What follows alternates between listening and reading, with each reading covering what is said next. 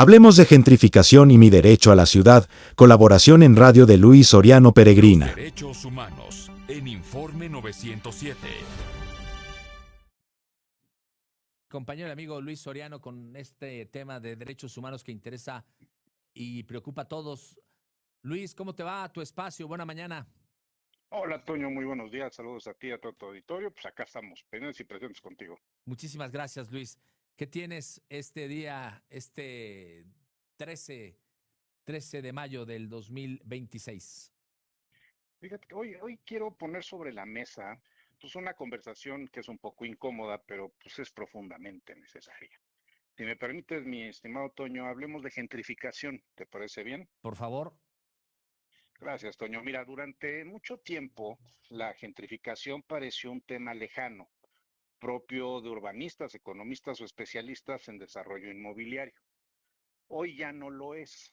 Hoy impacta directamente la vida cotidiana de miles de personas y quiero plantearlo desde un ángulo que pocas veces se discute, nuestra responsabilidad como ciudadanía frente a lo que está ocurriendo con nuestras ciudades. Porque cuando observamos cómo comunidades enteras comienzan a transformarse aceleradamente, cuando vemos que cada vez más personas ya no pueden vivir donde crecieron, cuando normalizamos que trabajar en una ciudad no necesariamente significa poder habitarla, también debemos preguntarnos qué papel estamos jugando frente a esta realidad. Porque la gentrificación no es solamente un fenómeno inmobiliario, no solo son edificios nuevos, no son solo cafeterías, torres, desarrollos exclusivos o nuevos corredores comerciales. La verdadera pregunta es mucho más humana. ¿Quién puede seguir viviendo en la ciudad? ¿Quiénes pueden permanecer en el territorio donde se construyó nuestra historia, nuestra comunidad y nuestro proyecto de vida? ¿Y quién empieza a quedar fuera? Porque cuando una ciudad comienza a organizarse exclusivamente alrededor de la capacidad económica de quienes pueden pagar más, no cambia solamente el paisaje urbano, cambia la vida de las personas. Y por eso hoy quiero hablar de gentrificación y mi derecho a la ciudad. Y subrayo la palabra mi, porque no hablamos de una teoría abstracta, estamos hablando del derecho concreto de las personas a vivir con dignidad en la ciudad que sostiene todos los días con su trabajo, con su esfuerzo y con su historia. El derecho a la ciudad es un concepto desde una concepción tradicional. Ha hablado del acceso equitativo a espacios urbanos, de movilidad, de infraestructura, espacios públicos, servicios y participación colectiva. Y esa visión fue profundamente importante. Pero hoy necesitamos ampliar esta conversación, porque no basta con poder circular por una ciudad si ya no puedes vivir en ella. No basta con tener acceso a servicios si para alcanzarlos debes de invertir 4 o 5 horas diarias de traslado. No basta con hablar de crecimiento económico si ese crecimiento termina expulsando comunidad.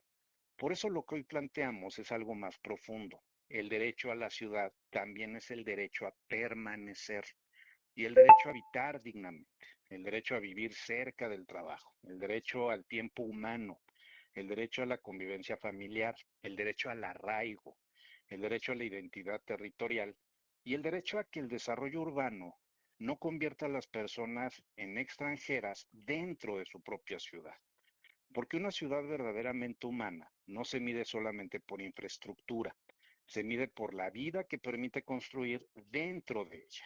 Y aquí quiero aterrizarlo en Puebla, porque a veces pensamos que esto ocurre solamente en ciudades como la Ciudad de México, Oaxaca o San Miguel Allende, pero no.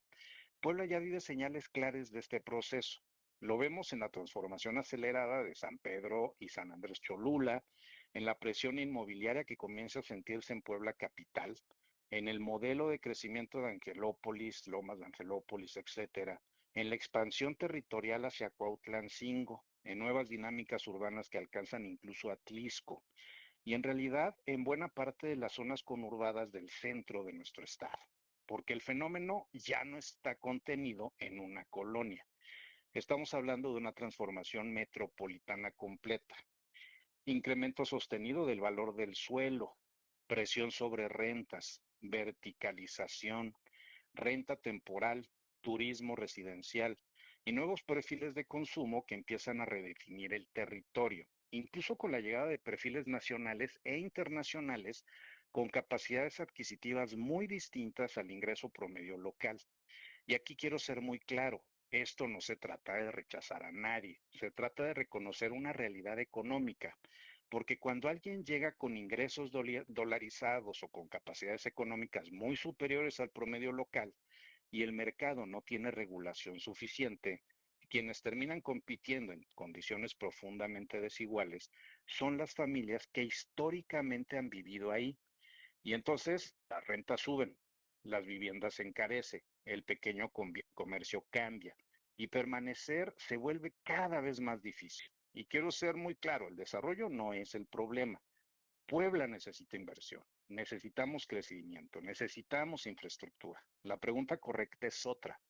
¿Qué tipo de desarrollo queremos construir y para quién debe funcionar la ciudad? Porque detrás de muchos de estos procesos también existe memoria territorial. Gran parte de lo que hoy conocemos como zona de alta plusvalía no surgió sobre espacios sin historia. Ahí existían comunidades, tierras campesinas, dinámicas ejidales, formas de organización social, arraigo. Y Puebla también ha vivido discusiones profundamente sensibles sobre transformaciones territorial, desigualdad y heridas sociales que permanecen en la memoria colectiva. Y en términos humanos eso significa algo muy delicado, que en algunos casos los cimientos de nuevos desarrollos urbanos no solamente descansan sobre concreto, sino también sobre memoria de injusticias, fractura social y desplazamiento. Y esa historia también merece ser reconocida. Pero además de aparecer una contradicción profundamente humana, porque quienes sostienen diariamente muchas de estas zonas residenciales y comerciales son precisamente trabajadores que permiten que funcionen guardias de seguridad, personal de limpieza, trabajadoras del hogar, jardineros, repartidores de personal de mantenimiento. Muchas veces estas personas provienen de estas mismas comunidades históricamente vinculados en este territorio. Es decir, quienes antes pertenecían plenamente al territorio, hoy muchas veces solamente pueden acceder a él como trabajadores. Y ahí también aparece la discriminación. El clasismo cotidiano, las miradas diferenciadas, el trato desigual, jerarquías sociales normalizadas, y eso también es un tema de derechos humanos. Pero quizás el impacto más duro está en algo que millones viven todos los días, la distancia. Porque cuando ya no puedes vivir cerca de donde trabajas, porque la ciudad se encareció, el problema deja de ser inmobiliario y se convierte en un problema humano, de salud, de familia, de calidad de vida.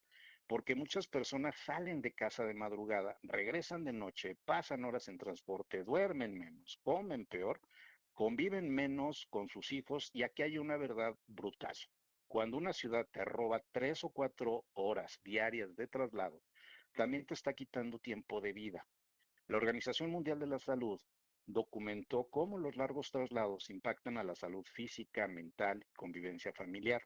Entonces la desigualdad deja de ser solamente económica y se convierte en desigualdad territorial, porque algunos pueden vivir cerca del trabajo y otros trabajan en la ciudad, pero ya no pueden vivir en ella. Y mientras una zona concentra riqueza y plusvalía, otras comienzan a absorber desplazamiento, precariedad y otros cinturones de pobreza, y así se rompe el tejido social. Porque el tejido social no solo se fractura con violencia directa, también se debilita cuando desaparece la comunidad, cuando el barrio pierde identidad y cuando la ciudad deja de sentirse propia. Esto ya lo hemos visto en San Miguel de Allende, en Oaxaca, en Ciudad de México, en Tulum, y Puebla no está aislado. Pero eso también debemos de hablarlo con responsabilidad ciudadana, pero también de responsabilidad pública. Porque el Estado mexicano, los gobiernos estatales, los ayuntamientos no pueden permanecer como espectadores. Se necesita planeación territorial, regulación de rentas temporales, protección de vivienda accesible, uso de suelo con equidad social y una discusión seria sobre soberanía económica del territorio. Porque una ciudad no puede quedar totalmente subordinada a la lógica del mercado.